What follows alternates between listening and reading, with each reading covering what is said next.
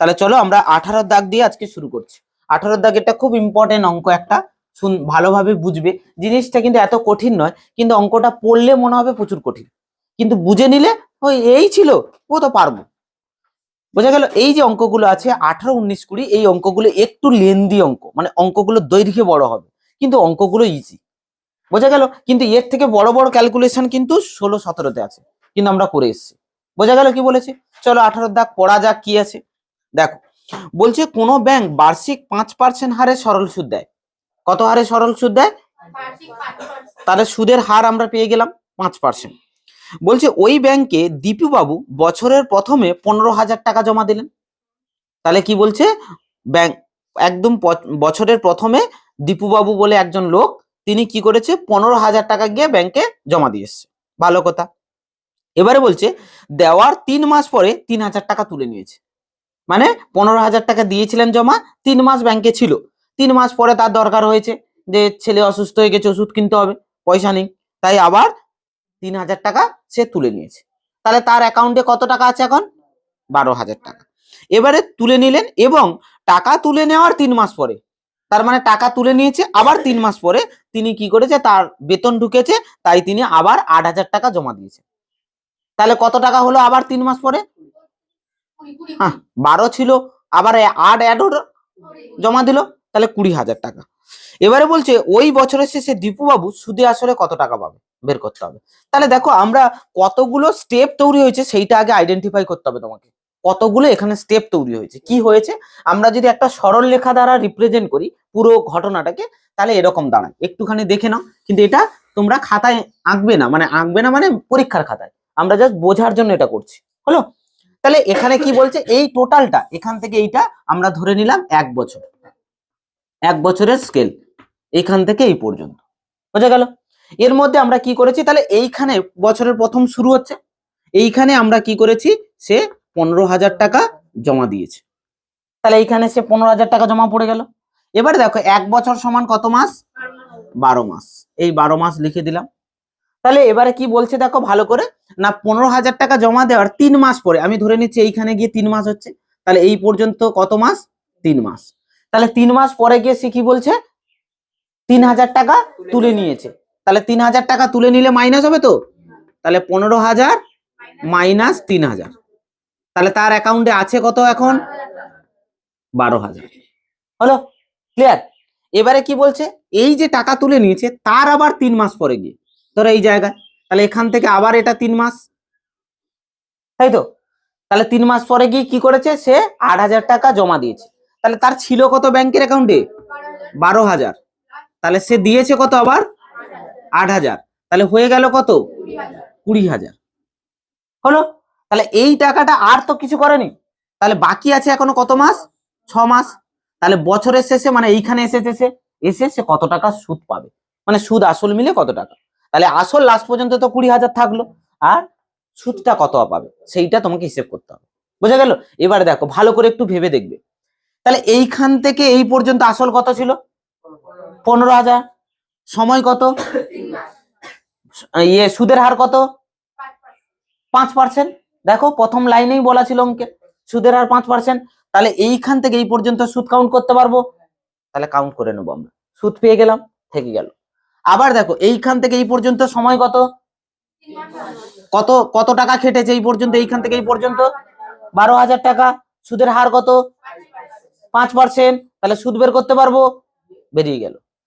এবারে এখান থেকে এখানে এসে আসল কত হয়েছে তার, এখান থেকে এই পর্যন্ত কত সময়, তাহলে 6 মাস 20,000 টাকা খেটেছে তার, তাহলে 6 মাসে সুদের হার কত, তাহলে সুদ পাবো, 3টে অ্যাড করে দেবো, 20,000-এর সঙ্গে যোগ করে দেবো, উত্তর হয়ে যাবে। বোঝা গেল? ক্লিয়ার করতে পেরেছি? তাহলে এই জিনিসটা কেউ যদি বুঝে ফেলতে পারে, তার আর অঙ্কের এই অঙ্কটার ক্ষেত্রে আর কোনো প্রবলেম থাকা উচিত নয়। তবে অঙ্কটা লেন্দি কেন বলছি না, অঙ্কটায় দেখো 1 বার 2 বার 3 বার অঙ্কটাকে করতে হবে, মানে 3টে স্টেপে অঙ্কটা হবে, 3 বার সুদ ক্যালকুলেট করতে হবে। বোঝা গেল? ক্লিয়ার করতে বলেছি। তাহলে চলো, তাহলে আমরা অঙ্কটাকে শুরু করছি। তাহলে প্রথম লিখবো কিভাবে দেখো, কারণ এই 3টে ঘটনাকে আমাকে আলাদা আলাদা নামকরণ করতে হবে একটা, নাহলে তো বুঝতে পারবো না কোনটা কত। তাই আমরা প্রথম যখন ইন্ডিকেটর করছি, মানে অঙ্কটা শুরু হচ্ছে, তাহলে লিখবো প্রথম 3 মাসের ক্ষেত্রে,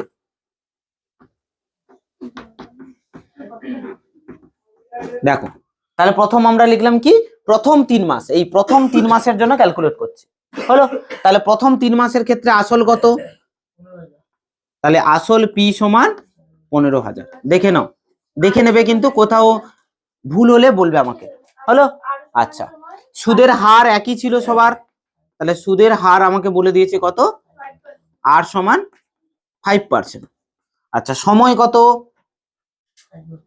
সময় টি সমান কত, 3 মাস। এবার 3 মাসকে বছরে নিয়ে যেতে হবে, আমরা বলেছিলাম মাসে রাখলে হবে না, তাহলে বছরে নিলে কত হবে, 3/12, 12 দিয়ে ভাগ, তো তাহলে 12, 3/12 বছর। তাহলে এটাকে আবার একটু ক্যালকুলেট করে নিই, 3 4 12, 3 1 3, তাহলে 1/4 বছর।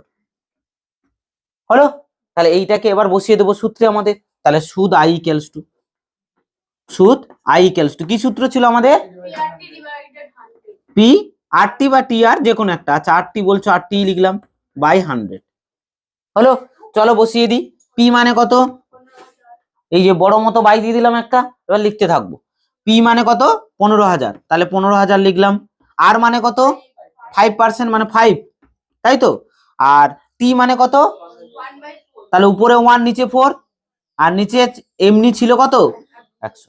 তাহলে কাটাকাটি করব, উত্তর পেয়ে যাবো। চলো কাটাকাটি করে দিই, 2 শূন্য 2 শূন্য, আর 2 2 4, এটা 2 কাটবে, 2 7 14, 2 5 10, আর যাবে না তো। তাহলে এবার গুণ করতে হবে, 75 আর 5 গুণ করো, 5 5 25 5, হাতে থাকছে 2, 5 7 35, আর 2 35 দিয়ে 37, তাহলে 375/2। হলো, তাহলে এইটাকে এবার পয়েন্টে নিতে হবে, কারণ পরে গিয়ে টাকা তো হিসেব করতে হবে, তাই পয়েন্ট করে নেবো আমরা। তাহলে 2 1 2 ভাগ করছি, দেখো 2 1 2, 3 থেকে 2 বাদ দিলে 1, 1 আর 7 17, তাহলে 2 আসছে 16, তাহলে 16, 17 থেকে 16 বাদ দিলে 1, 1 আর 5 কত, 15, তাহলে 2 7 14, 15 থেকে 14 বাদ দিলে কত, 1, পয়েন্ট নিলাম, কত দৌড়ে এলো, 10, 2 5 10, তাহলে ভাগ মিলে গেছে, কিন্তু দশমিকের পরে যেহেতু টাকা, তাহলে আর একটা আমাদের সংখ্যা লাগবে, তাহলে সেই জন্য একটা শূন্য বসিয়ে নেব, এত টাকা একক হবে। এই হলো, দেখো, তাহলে আমরা প্রথম যে 3 মাস, এই 3 মাসের ক্ষেত্রে সুদ কত পেয়েছি, 187 টাকা 50 পয়সা। হলো, তাহলে একইভাবে আমরা দ্বিতীয় 3 মাস করব, করে নাও এটা তাড়াতাড়ি। হ্যাঁ, নিলে ভালো, টাকা তো সবসময় পয়েন্টের পরে দুটো সংখ্যা নিতে হয় টাকার ক্ষেত্রে। এবারে আমরা চলে যাব কত, দ্বিতীয় 3 মাসের পরের স্টেপে যাচ্ছি। দ্বিতীয় 3 মাসের ক্ষেত্রে, প্রথম 3 মাস হয়ে গেছে তো, তাহলে দ্বিতীয় 3 মাসের ক্ষেত্রে হলো, তাহলে একইভাবে আবার আমরা 3টে ক্যালকুলেট করব। প্রথম লিখবো আসল, তাহলে আসল পি সমান কত টাকা বলো, তাহলে 3 মাসের ক্ষেত্রে কত, 12,000, কিন্তু কেন আসছে সেটা দেখিয়ে দেবো আমরা। তাহলে 15,000, তার 3,000 টাকা তুলে নিয়েছে, তাহলে এলো কত, 12,000 টাকা। এটা হচ্ছে দ্বিতীয় 3 মাসের আসল। হলো, তাহলে একইভাবে আমরা সুদের হার লিখব, তাহলে সুদের হার যেটাকে আমরা আর ধরছিলাম কত পার্সেন্ট, 5%, এটা তো সেম থাকছে সবার। আচ্ছা, সময় আমরা দেখে নেব, সময় টি সমান কত, একইভাবে এটার ক্ষেত্রেও 3 মাস, তাহলে 3 মাস মানে কত, 3/12 বছর, তাই তো। আর কাটাকাটি করলে 3 1 3, 3 4 12, তাহলে 1/4 এত বছর, দেখে নাও। হলো, একইভাবে এরও ক্ষেত্রে সুদ ক্যালকুলেট করব, তাহলে সুদ যেটাকে আমরা আই ধরি, I equals to P R T by 100, তাই তো। চলো বসিয়ে দিই, পি মানে কত পেয়েছি, 12,000, তাহলে 12,000 ইন্টু আর সমান কত পেয়েছি, 5%, ইন্টু আর টি মানে কত, 1/4 নিচে নিলাম, আর নিচে 100 ছিল, দেখে নাও। ঠিক আছে, চলো কাটাকাটি করে ফেলি, 2 শূন্য 2 শূন্য, 4 দিয়ে কেটে দাও, 4 3 12 আর 0, তাহলে কত হচ্ছে, 3 5 15 আর একটা শূন্য, তার মানে 150 টাকা। এইটা হলো দ্বিতীয় 3 মাসের সুদ। তাহলে এরপরে আমরা চলে যাব 6 মাস, লাস্ট আমাদের যে 6 মাস বাকি আছে এখনো, তাই তো। তাহলে আমরা লিখবো শেষ 6 মাসের ক্ষেত্রে, এবারে লিখছি ভাষাটা, শেষ হয়ে যাচ্ছে অঙ্ক, তাহলে শেষ 6 মাসের ক্ষেত্রে। হলো, তাহলে একইভাবে আমরা আসল লিখব, তাহলে আসল যেটাকে আমরা পি ধরি, কত আসল না ছিল আমাদের 12,000, আগের পর্যন্ত কত ছিল 12, তারপরে তিনি আবার 8,000 টাকা জমা দিয়েছেন, তাহলে কত হলো 20,000। শূন্য গুলিয়ে ফেলবে না কিন্তু, 20,000-এ 4টে শূন্য গুলিয়ে ফেলবে না। না না হলে কি করে লিখলে তুমি 20,000? প্রশ্ন তো উঠবেই। এটা আমি আগে দেখিয়েছি বলে তুমি ফটাফট বলে দিচ্ছ ওটা লেখা আছে বলে, নাহলে তোমাকে তো ক্যালকুলেশন করতে হতো। তাহলে কিন্তু তুমি তো এটা করবে না, এটা তো জাস্ট বোঝার জন্য। তাহলে তোমাকে নিচে লিখতে তো হবে। তাহলে আসল হয়ে গেল, সুদের হার লিখবো এবার। তাহলে সুদের হার যেটাকে আমরা আর ধরছি, এটা কত? 5%। আর আমরা পেয়ে যাচ্ছি সময়, যেটাকে আমরা টি ধরছি। সময় কত? 6 মাস। কিন্তু এখানে দেখে নাও বাদ বাকি আছে কত? 6 মাস। তো 3 মাস, 3 মাস হলো মানে 6 মাস হয়ে গেছে। বাকি 1 বছরের মধ্যে আছে কত? 6 মাস। তাহলে ওই 20,000 টাকাটা কত কাটবে? 6 মাস। তাহলে 6 মাসে বছরে নিয়ে যাব 6/12 এত বছর। তাহলে এবার কাটাকাটি করে দাও, 6 × 1 = 6, 6×2 = 12, তার মানে 1/2 এত বছর। দেখেন, তাহলে এরও একইভাবে সুদ ক্যালকুলেট করব। তাহলে অতএব সুদ I = একইভাবে P/T/ কত? 100। তাহলে চলো বসিয়ে দিই। তাহলে P কত? 20,000, তাহলে 4টে শূন্য, তাই তো? ইন্টু আর কত? 5। আচ্ছা, টি মানে কত? 1/2। তাহলে 1 নিচে 2 দিলাম, আর 100 নিচে ছিল সূত্রে। হলো, চলো কাটাকাটি করে দিই। 0 0 0 0 2 দিয়ে কাটো, 2 100 200, তাহলে 100 আর 5-এ 500 টাকা। এই হয়ে গেল সুদ। হলো, তাহলে চলো যেহেতু আমরা ক্যালকুলেট হয়েছে আমরা একসঙ্গেই লিখে ফেলি। অতএব 1 বছরে মোট সুদ, 1 বছরে মোট সুদটাকে আগে ক্যালকুলেট করছি। তোমরা বলতে পারো যে স্যার সুদ তো আমাকে শুধু ক্যালকুলেট করতে বলেনি, আমরা করে রাখছি কেন? না, অনেক সময় পরীক্ষায় দেখা গেছে ভাষার একটু পরিবর্তন করে। যেমন এখানে কোশ্চেন করেছে সুদ আসল মিলে কত। তাহলে কেউ করতেই পারে টোটাল সুদগুলো আর তার সঙ্গে 20,000 অ্যাড করে দিতে পারে, এক লাইনেই করে দিল, সে করে দিতেও পারে, কিন্তু একই নম্বর পাবে। কিন্তু আমরা করছি না কেন? না, অনেক সময় পরীক্ষায় পড়ে তোমাকে সুদ আসল না বলে শুধু বললো সুদটা ক্যালকুলেট করে বলো, মানে সুদ কত। তাহলে তখন কিন্তু তোমাকে সুদ পর্যন্ত করতে হলো, আসল আর করতে হলো না। তাই আমরা দুটো লাইন লিখে রাখলাম, যদি শুধু সুদ পড়ে তাহলে এইখানে অঙ্কটা ছেড়ে দেবো, আর যদি সুদ আসল বলে তাহলে পরের লাইনটা আমরা আবার লিখে দেবো। বোঝা গেল? ক্লিয়ার করতে পেরেছি? তাহলে মোট সুদ সমান কত হচ্ছে? না, প্রথমে আমরা কত পেয়েছিলাম? 187 টাকা 50 প্রথম 3 মাস। দ্বিতীয় ক্ষেত্রে কত পেয়েছিলাম? 150। আর তৃতীয় ক্ষেত্রে কত পেলাম? 500। তাহলে এই তিনটে অ্যাড করে দিলেই আমরা উত্তর পাবো। উত্তর মানে কি? সুদটা ক্যালকুলেট করতে পারছি। তাহলে যোগ করো, আমরা কত হচ্ছে দেখে নিই। 0.50 তো থেকেই যাচ্ছে, তাহলে 0.50 রেখে দিলাম আমরা। হলো, বাকিগুলো অ্যাডিশনে আনতে হবে। এই দেখো, 0 এর 0 এর 7, তাহলে 0 0 7 যোগ করলে নিশ্চয়ই 7 থাকে। আচ্ছা, সেকেন্ড ডিজিট যোগ করছি, দেখো 0 5, তাহলে 5 হলো। 5 আর 8 যোগ করলে কত? 13, তাহলে 13-র কত হবে? 3। হাতে কত আছে? 1, মনে রাখবে। 1 আর 5-এ কত? 6, 6 আর 1-এ কত? 7 আর 1-এ কত? 8, তাহলে 837 টাকা 50 পয়সা। এইটা সে মোট সুদ পাবে। হলো, তাহলে এবারে আমরা পরের লাইন লিখছি আবার। তাহলে অতএব সুদ প্লাস আসল সমান কত? কারণ আমাকে বলেছে না সুদে আসলে কত টাকা হবে, তাহলে সুদ প্লাস আসল বের করব। তাহলে সুদ কত টাকা পেলাম আমরা? 837 টাকা 50। আর আসল কত ছিল? তবে আসলের ক্ষেত্রে একটু মন দাও এদিকে, আসলের ক্ষেত্রে কিন্তু লাস্ট আসল যেটা, ওটাই কিন্তু এখন তোমার অ্যাকাউন্টে আছে। এইগুলো কিন্তু আর নেই, কিন্তু এগুলো ক্যালকুলেশন হয়ে গেছে। ওই লাস্ট আসল যেটা, ওটাই তো তোমার আসল। তাহলে এইটা কিন্তু অ্যাড করবে। কখনো অনেক ক্ষেত্রে দেখা গেছে ছাত্রছাত্রীরা এইটা অ্যাড করে দেয়, যেহেতু আসল ওটা বলাই আছে, প্রথমেই বলা আছে, চোখে বেশি পড়ছে, আমাদের কোশ্চেন দেখলেই ফার্স্টেই চোখে পড়ে যাচ্ছে, তাই ওটাই অনেক সময় অ্যাড করে দেয়। ওটা কিন্তু নয়, আসল বলতে গেলে কি হবে? লাস্ট যেটা থাকছে তোমার অ্যাকাউন্টে। বোঝা গেল কি বলেছে? তাহলে লাস্টে কত? 20,000, তাহলে এখানে 20,000 অ্যাড করে দিতে হবে। এই না, একটা শূন্য কম পড়ে গেল, এই 20,000 হলো। তাহলে যোগ করে দাও, 0.50 তো থেকেই যাবে, এক জায়গায় আছে। হলো, তাহলে থেকে গেল। বাকি এবার অ্যাড করো।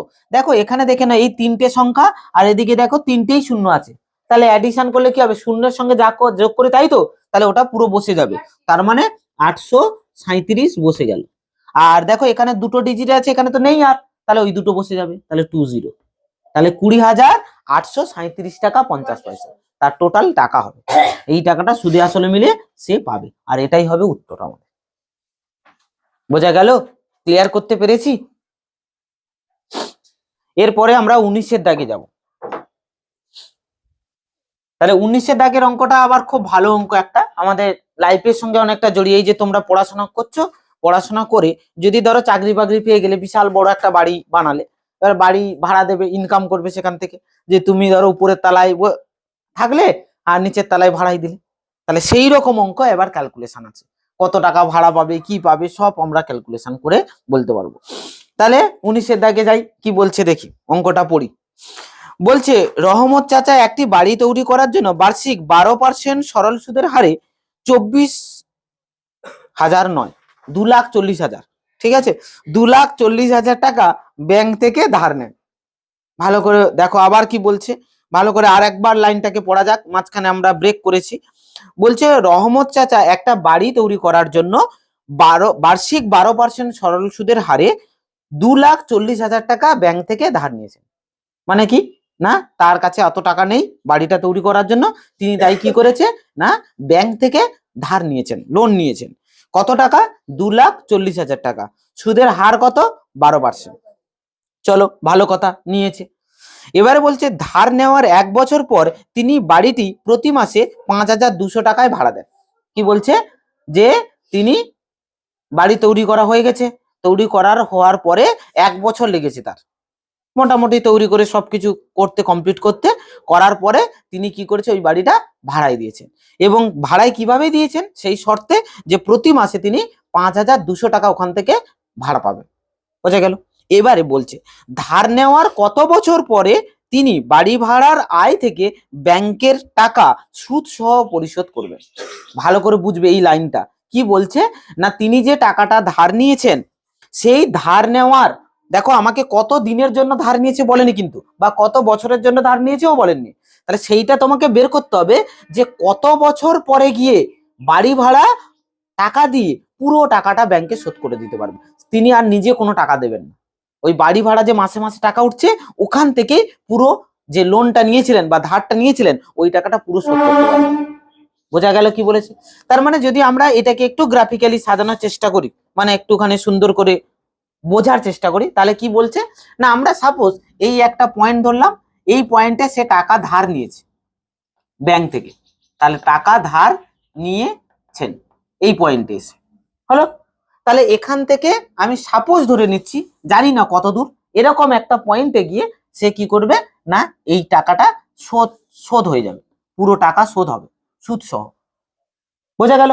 তাহলে এবার কি বলছে দেখো, একটু ভালো করে নজর দিলে বইতে আমরা বুঝতে পারবো, যে বলছে এইটা কতটা আমরা জানি না, কিন্তু কিন্তু এইটুকুটা বলা আছে, যে সময় তিনি টাকা ধার নিয়েছিলেন তার 1 বছর পরে, অর্থাৎ এরকম একটা জায়গা থেকে আমি ধরে নিচ্ছি, তার মানে এখান থেকে যদি আমি এটা নিই, এইখান থেকে এই ডিউরেশনটা ধরে নিচ্ছি 1 বছর, হলো।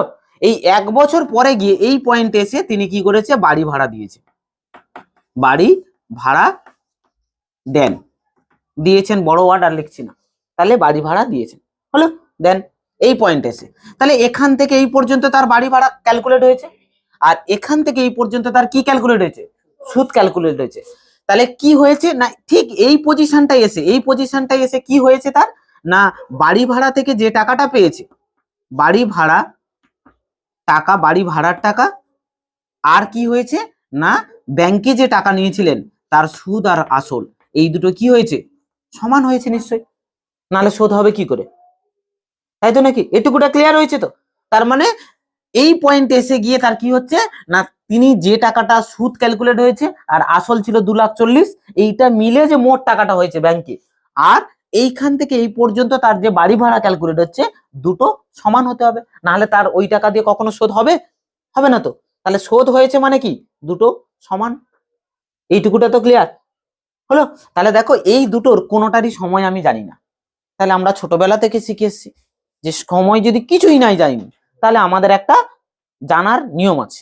কি নিয়ম আছে? ধরে নেব। তাহলে আমরা ধরে নেব যে তিনি এক্স বছরের জন্য ধার নিয়েছিলেন, এই যে বলেছিল কোশ্চেনটা করেছিল যেটা, সেটা দিয়েই এক্স ধরার চেষ্টা করব যাতে আমাদের সুবিধা হয়।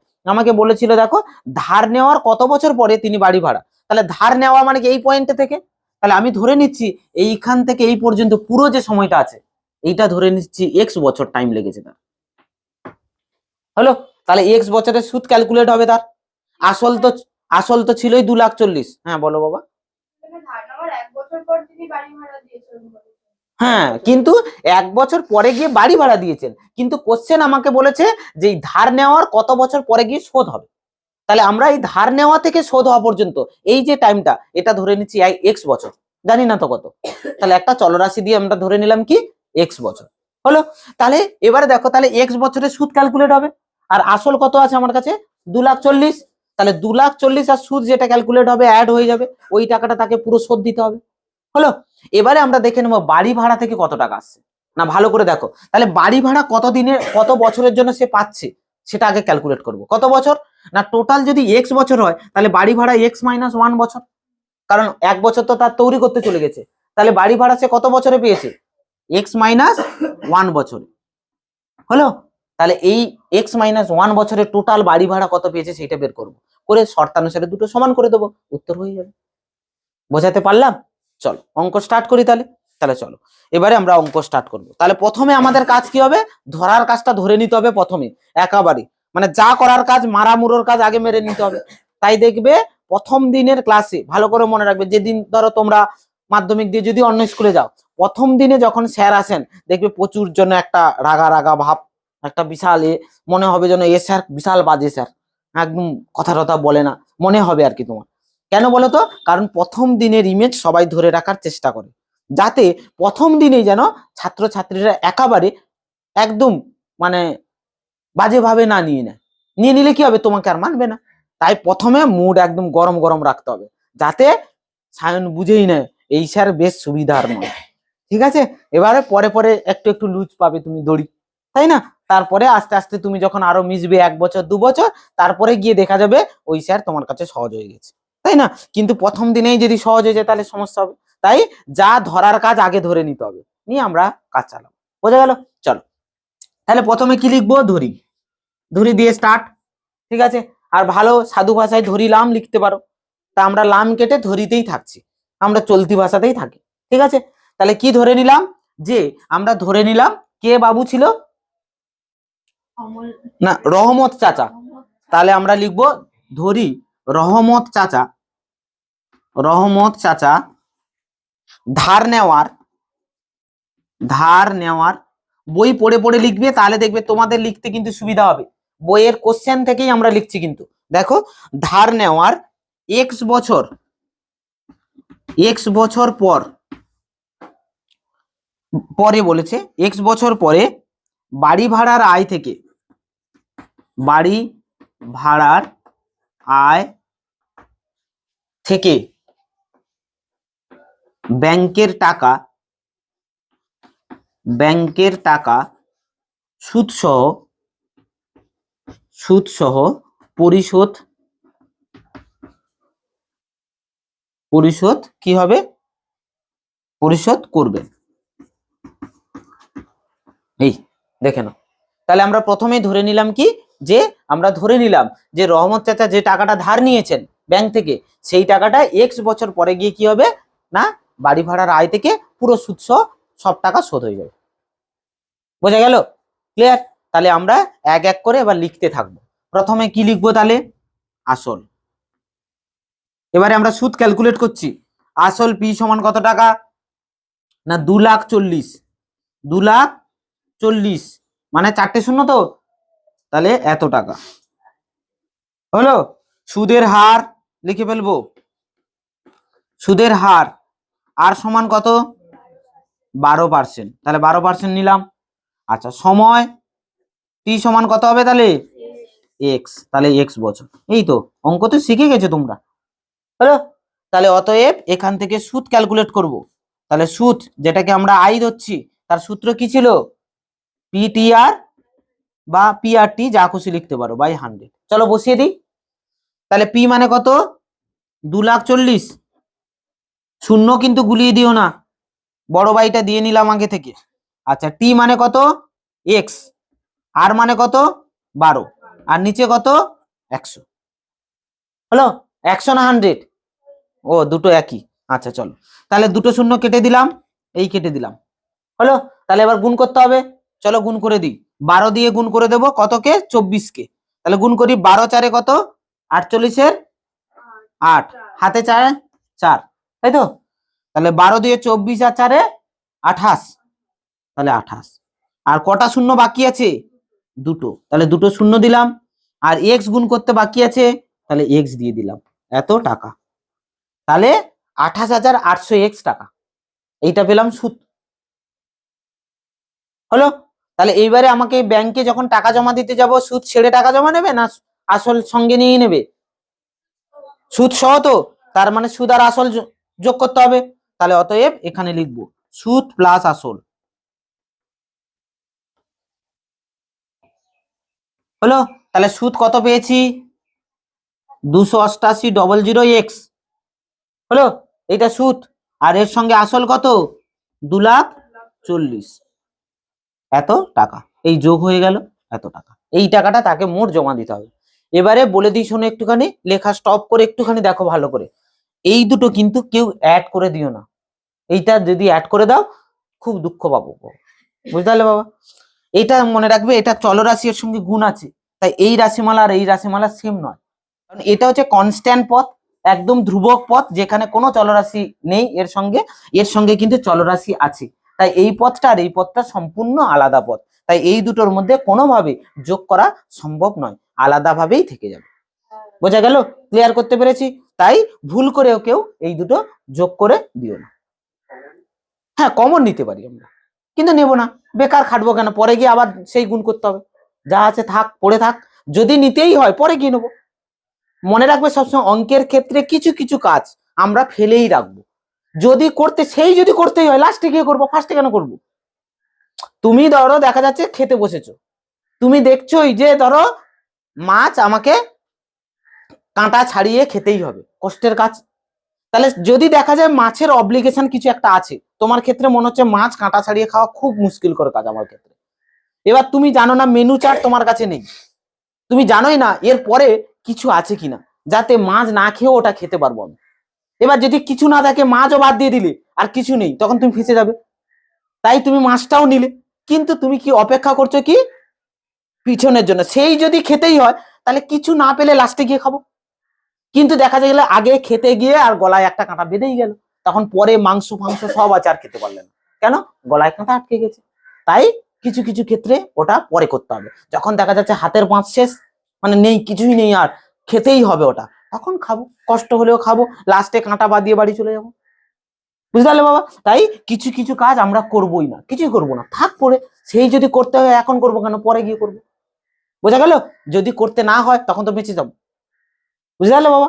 এই হচ্ছে কাজ আমাদের। কিছু কিছু ক্ষেত্রে এগুলো খুব ভালো মেনটেন করতে হয়, তবে অঙ্ক অনেক বুদ্ধিমত্তার সঙ্গে বেরিয়ে যেতে পারবে তুমি। আর যদি এরকম জটিল করতে থাকো আগে থেকে, মানে ওই কাজটা করা যেত, তুমি বলতেই পারো স্যার আমি কমন আছে, আমি কমন বের করে নেবো, করে নিতেই পারো বাবা, কেউ না বলবে না তোমাকে। কিন্তু আমার যুক্তিগত দিক থেকে আমি বলবো করবো না আমরা। কেন করবো না? না যদি করতে হয় লাস্টে কি করবো? সেই যদি কমন নিতে হয় তোমাকে তো দুটো লাইন লিখতে হবে, তা আমি লিখবো না, পরে গিয়ে লিখবো, কি আছে অসুবিধা? যদি দেখা যাচ্ছে কমন নিতেই হলো না, অঙ্কটা হয়ে গেল, তাহলে তো আমার অনেক কাজ বেঁচে গেল। বুঝতে পারলে কি বলেছি? চলো, তাহলে আমরা এতক্ষণ ধরে যেটুকুটা করেছি সেটুকুটা কি করেছি? শুধুমাত্র ব্যাংকের সুদ আর আসল যোগ করে ক্যালকুলেট করেছি যে অ্যাকচুয়ালি রহমত চাচাকে কত টাকা পরিশোধ দিতে হবে, সেইটুকুটা ক্যালকুলেট করতে পেরেছি। এখনো পর্যন্ত বাড়ি ভাড়া থেকে কত সেটা ক্যালকুলেট করতে হবে। চলো এবার বাড়ি ভাড়া ক্যালকুলেট করবো, তবে এই মানটা আমাকে কিন্তু বলবে এটা আমার লাগবে, ঠিক আছে? এটা মুছে দিচ্ছি কিন্তু এবার। চলো, আচ্ছা এইটা রেখেই দিলাম, লাস্ট লাইনটা থাকুক, ঠিক আছে? এটা যদি আমাদের কাজে লাগে দেখতে সুবিধা হবে। হলো? লাগবে তো অবশ্যই, যদি কাজে লাগে না, কাজে অবশ্যই লাগবে, ঠিক আছে? তাহলে এবারে আমরা কি সেকেন্ড স্টেজে চলে যাচ্ছি, অর্থাৎ আমরা এর পরের স্টেজে কি ছিল, বাড়ি ভাড়া ক্যালকুলেট করতে হবে। তাহলে চলো, আমরা রহমত চাচা যে বাড়ি ভাড়াটা দিয়েছিল তার কি কন্ডিশনে দিয়েছিলেন, তিনি কোন শর্তে দিয়েছিলেন, না প্রতি মাসে 5,200। তাহলে এক মাসে তিনি বাড়ি ভাড়া কত পাচ্ছে? তাহলে আমরা লিখছি ওই কি নিয়ম, এবার এক মাসের বাড়ি ভাড়া, এক মাসের বাড়ি ভাড়া, এই ভাড়া লিখতে গিয়ে একার পড়ে যাচ্ছে, বাড়ি ভাড়া সমান কত টাকা? 5,200 টাকা। এইটা এক মাসের হলো। তাহলে এক বছরের জন্য কত বের করব? তাহলে এক বছরের বাড়ি ভাড়া কত হবে বলো দেখি কেউ? এক মাসের বাড়ি ভাড়া যদি 5,200 হয়, হ্যাঁ, আর তাহলে এক বছরের বাড়ি ভাড়া কত হবে? হ্যাঁ 200/12 কেন হবে? কেন হবে?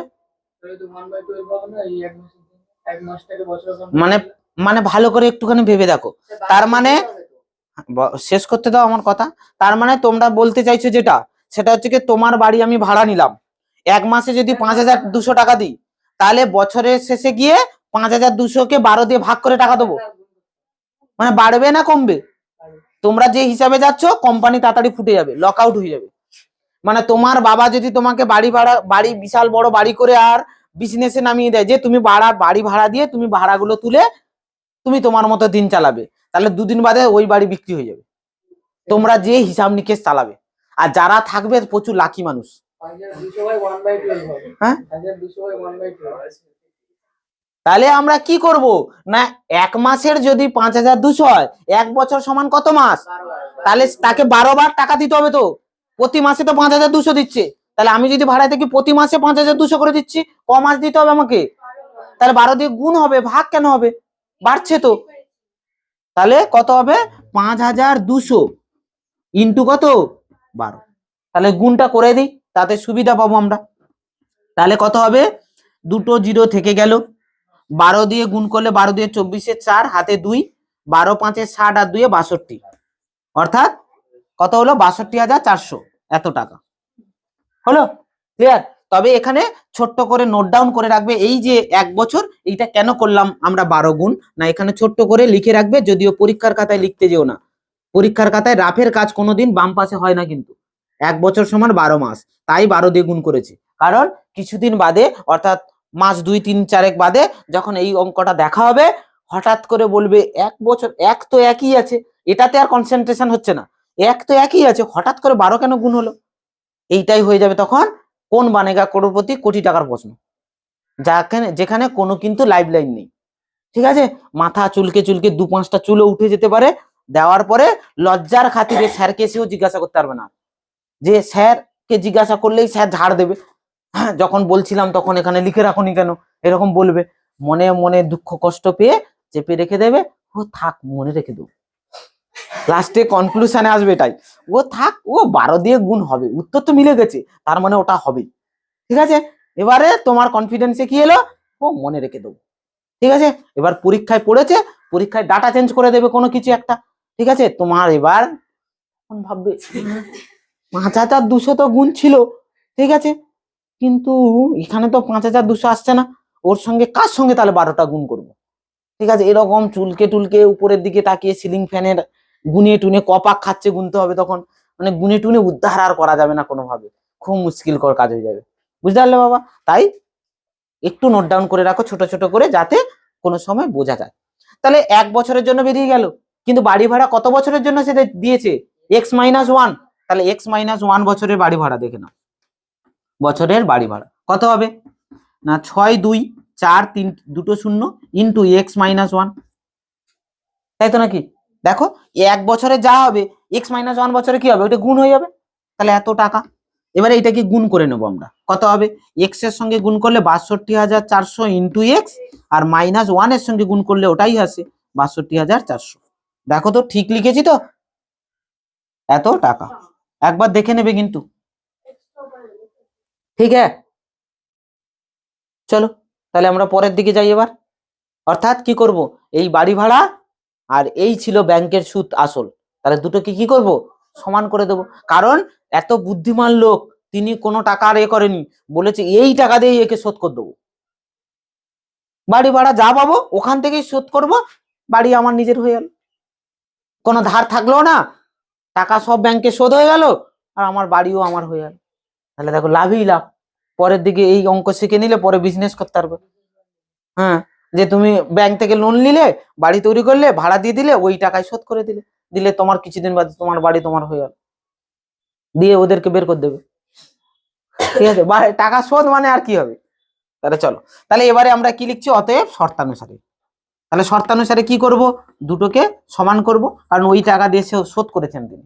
তাহলে শোধ করব মানে এটা আর এটা সমান করব তো, তাই তো নাকি? তাহলে চলো সমান করে দিই। তাহলে কোনটা আগে লিখবো? একটুখানি দেখো, যদি মনে রাখবে সবসময়, যদি মাইনাস অ্যাভয়েড করার তাগিদ থাকে যে অঙ্কের মধ্যে ক্যালকুলেশনে মাইনাস আনবো না, তাহলে সবসময় মনে রাখবে একটু ক্যালকুলেশন মাথায় করতে হবে, দেখতে হবে এর মধ্যে এক্স পার্ট কে বড় আছে। দেখে নাও, এটাই এক্স এর সঙ্গে যে আছে কত আছে ৬২,৪০০, এখানে এক্স এর সঙ্গে কি আছে ২৮,৮০০, তাহলে ২৮,৮০০ বড় না ৬২,৪০০ বড়? তাহলে এটাকে আগে লিখে এটাকে পরে লিখবো, তাতে কি হবে মাইনাস অ্যাভয়েড হবে, মাইনাসটা আসবে না। আর না হলে কিন্তু মাইনাস আসবে যদি কেউ এটাকে আগে লেখে। এবার তুমি বলতেই পারো হ্যাঁকাতি যে স্যার না স্যার এইটা তো আগে বেরিয়েছে, একে আমি আগে লিখবো, কেন আমি পরে লিখবো? দেখো কোনো অসুবিধা নেই, মাইনাস আসবে, তুমি মাইনাসকে তুলবে, কোনো অসুবিধা নেই। বোঝা গেল কি বলেছে? সব সলিউশন আছে। কিন্তু তুমি যদি মনে করো তোমাকে স্যার সোজা রাস্তা দেখাচ্ছে, তুমি ভাবছো না স্যার কেন যাব, আমার তো ওই রকম বেঁকে যেতেই ভালো লাগে, ওখানে বয়ফ্রেন্ডের বাড়ি আছে, মাঝখানে গার্লফ্রেন্ডের বাড়ি, ওই পথ দিয়ে যেতে গেলে ভালোই হয়, ঠিক আছে, হ্যাঁ, তাহলে কিন্তু ওই গেলে তখন যদি দেখা যায় দেখা হলো, কিন্তু সঙ্গে যদি বাবা মার সঙ্গে দেখা হয়ে যায়, তাহলে তোমার পিঠটাও কড়া বেঁধে রাখতে হবে। মানে কড়া মানে কি, ভালো করে তেল তেল মেখে রাখতে হবে, যে পিঠে যদি দু চার গা বাড়ি পড়ে সহ্য করার ক্ষমতা যেন থাকে, বুঝতে পারলে বাবা? সব দিকে বেঁচে রাখতে হবে। তাই এখানেও অঙ্কের ক্ষেত্রে তাই, অর্থাৎ প্রসেসগত দিক থেকে এটাকে আগে লিখবো, যদি মনে হয় না স্যার এটা আগে বের করেছি এটাকে আগে লিখবো, আমি লিখতেই পারো, তাতে মাইনাস আসবে, মাইনাস তোলার ক্ষমতা রাখতে হবে, বুঝে গেল? আর নাহলে ওই মাইনাস ভুল হয়ে যায় অনেক সময়। চলো যাই হোক, তাহলে এটা কত হচ্ছে, তাহলে এটাকে আগে লিখছি আমি ৬২,৪০০ এক্স মাইনাস ২ লাখ কত না ৬২,০০০, ৬২,৪০০ ইকুয়ালস টু এইটা যা আছে, তাহলে ২৮,৮০০ এক্স প্লাস কত ছিল ২,৪০,০০০। এই দেখে না, এই দুটোকে সমান করলাম। হ্যাঁ বলো বাবা, ঠিক আছে তো নাকি? তাহলে এটা মুছে দিই, এটা আর লাগছে না তো, তাহলে এটা মুছে দিলাম। এইবারে এটাকে সমাধান করলেই আমরা উত্তর পাবো, এক্স এর মান যেটাই বেরোবে ওটাই হবে উত্তর। এবারে আমরা কি করব না, আমাদের একদম ছোটবেলার সেই 7-8 এর প্রসেস, এক্স গুলোকে একদিকে করব, কনস্ট্যান্ট গুলো ধ্রুবক গুলোকে একদিকে করব, তাই তো নাকি? তাহলে কি করব, এক্স গুলোকে একদিকে, তার মানে এদিকে দেখো আমাদের ৬২,৪০০ ছিল, আর এদিকে এক্স পার্ট কি আছে ২৮,৮০০, তাহলে এই দুটোকে এই পারে আনবো। তাহলে এটা তো এমনি ছিল ৬২,৪০০ এক্স, তার থেকে এদিকে এলে মাইনাস হবে, মাইনাস ২৮,৮০০ এক্স, এই হয়ে গেল এদিকে। আর এদিকে ছিল আগে থেকে ২,৪০,০০০ প্লাস, এটা দেখো মাইনাস ছিল, ওপারে গেলে কি হবে প্লাস, প্লাস ৬২,৪০০ হলো। চলো উপরে এবার মুছে দিয়ে আমরা অঙ্কটাকে সমাধান করবো, এটা মুছে দিচ্ছি কিন্তু বাবা। চলো এর এর নেক্সট পার্ট উপরে করছি আমি। তাহলে এবারে দেখো এটাকে বিয়োগ করতে হবে, তাহলে চলো বিয়োগ করি। তাহলে দেখো আমরা মুখে মুখেই করছি, এই দুটো শূন্য এই দুটো শূন্য, তার মানে দুটো শূন্য থেকে গেল, হলো? এই কথা বন্ধ করো। তাহলে এবারে দেখো ভালো করে দেখে নাও, এখানে আছে ৪, ৪ থেকে ৮ বাদ যায়, তাহলে এক ধার নিতে হবে, এখান থেকে ১ চলে যাবে ১৪, ১৪ থেকে ৮ বাদ দিলে ৬, তাহলে এখানে ৬ লিখলাম। আচ্ছা এখানে ২ চলে গেছে, ২ থেকে ১ চলে গেছে মানে ১ আছে, আর এখান থেকে ১ ধার নাও ১১, ১১ থেকে ৮ বাদ দিলে ৩, তাহলে এখানে ৩ লিখবো। আচ্ছা এখানে ছিল কত ৬, ৬ থেকে ১ চলে গেছে, তার মানে ৫, ৫ থেকে ২ বাদ দিলে ৩, আর এক্স ছিল, তাহলে কত ৩৩,৬০০ এক্স।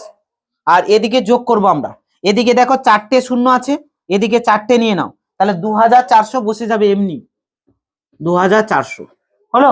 বাকি যোগ হচ্ছে কত ৬ এর সঙ্গে ৪ মানে ১০, ১০-এর শূন্য, হাতে থাকে ১, ২ আর ১-এ ৩, দেখো ঠিক করেছি কিনা, সবার এইটা এসছে বাবা? হলো, আমি তো মুখে মুখে করেছি, তোমরা ঠিকঠাক ভাবে করো। তাহলে এখান থেকে এক্স এর মান বের করব, তাহলে এক্স সমান কত হবে না 302400 বাই কত হবে, এটা গুণ ছিল তো এক্স এর সঙ্গে, এবারে গেলে কি হবে ভাগ, এ তো আমরা জানি, জানো তো ৩৩,৬০০, এই দেখে নাও হলো। এইটা কাটাকাটি করবো আর উত্তর পেয়ে যাবো। চলো কাটাকাটি করে দিই, এই শূন্য এই শূন্য এই শূন্য এই শূন্য, এবার চলো একটু ছোট করি, ঠিক আছে? ভাগ নিজেরা করতে পারো, যদি না পারো মনে করো তাহলে একটু কাটাকাটি আমাদের করতে হবে। চলো কাটাকাটি করি, তবে কাটাকাটি করার ক্ষেত্রে একটু বড় বড় সংখ্যা দিয়ে কাটাকাটি করতে থাকবে, না হলে কাটাকাটির জন্য দেখবে এই লাইনের কাটাকাটি এই লাইন পেরিয়ে এই মাথায় চলে গেছে, কারণ অনেক বড় সংখ্যা আছে, তাই একটু বড় দিয়ে কাটাকাটি করার চেষ্টা করতে হবে। আমরা দেখতেই পাচ্ছি ২ দিয়ে যাবে, সবই জোড় সংখ্যা আছে, কিন্তু ৪ দিয়ে আমরা দেওয়ার চেষ্টা করব। ৪ দিয়ে ভাগ যাওয়ার একটা নিয়ম ছিল, কত জানো মনে আছে?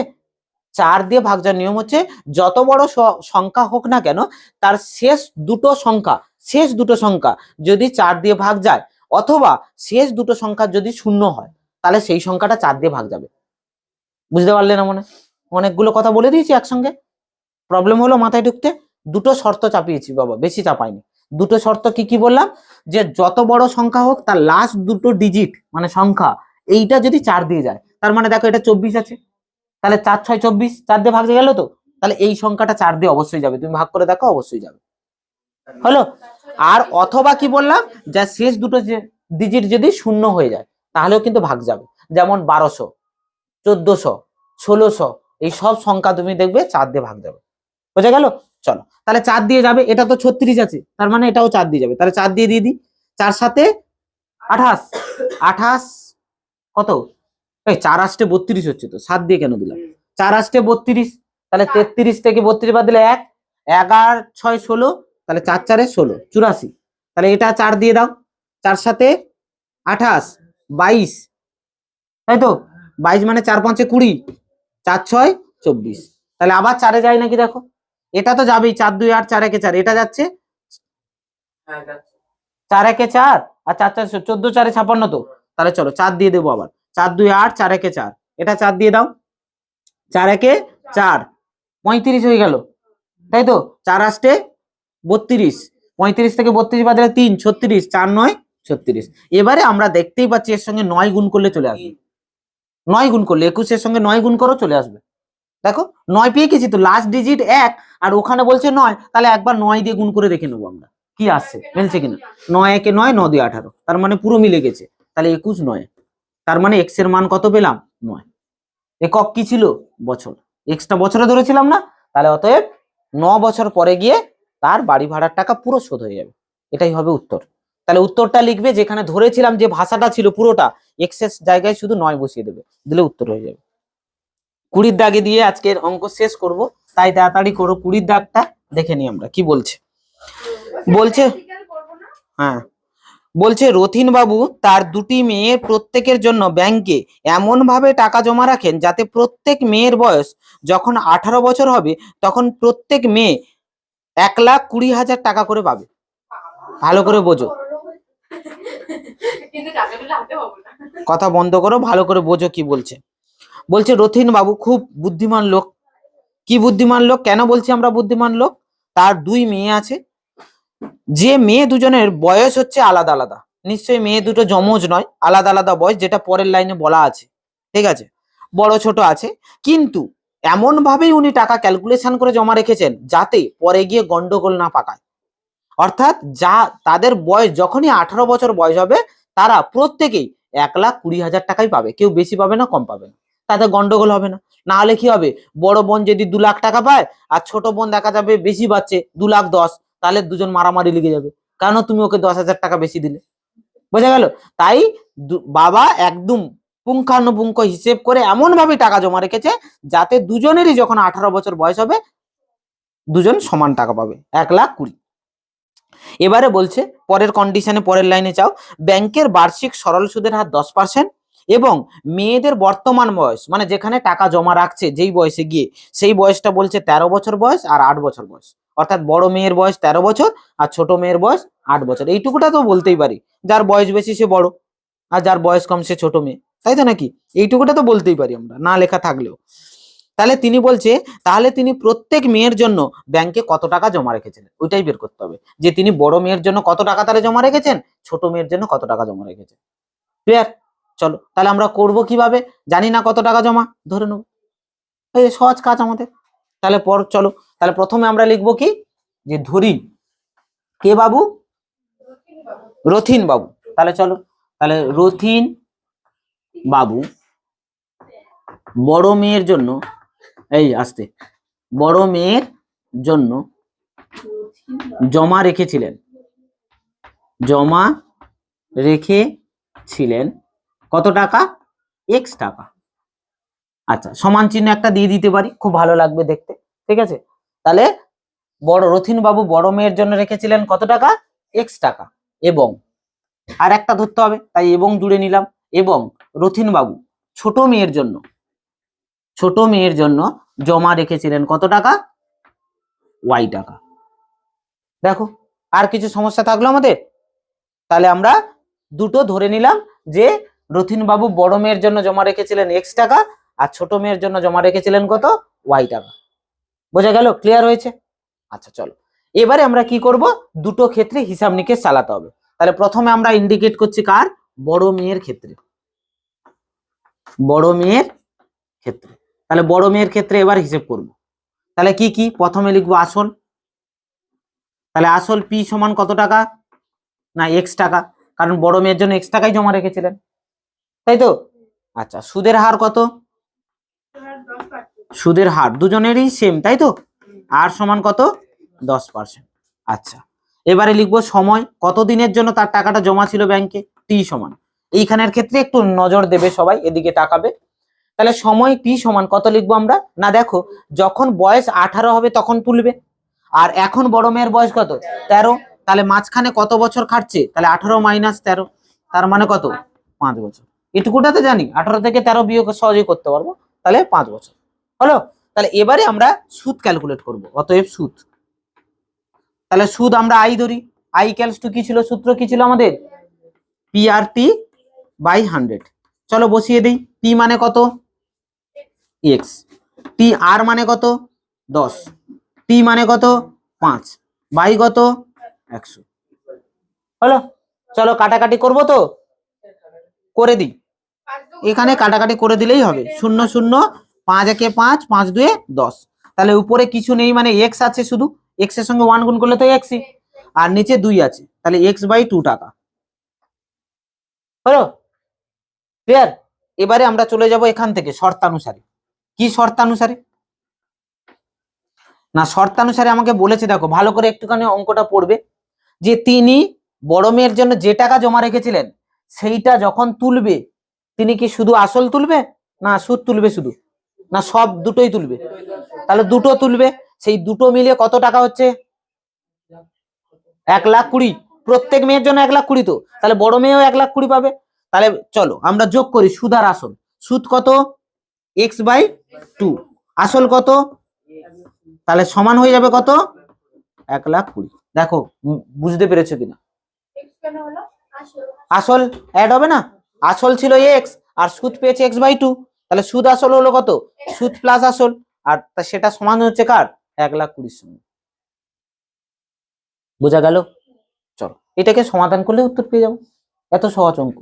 তাহলে চলো, তাহলে লসাগু করে দেবো, এর নিচে কিছু নেই মানে কি আছে 1, 1 আর 2 এর লসাগু কত 2, তাহলে ছোটবেলা লসাগু 2 কে 2 দিয়ে ভাগ করো, 1 1 এক্স এ গুণ করলে প্লাস, এখানে যোগ 1 2 এ 2, 2 উপরে এক্স এ গুণ করলে 2x হলো, ইকুয়ালস টু যা ছিল 1,20,000।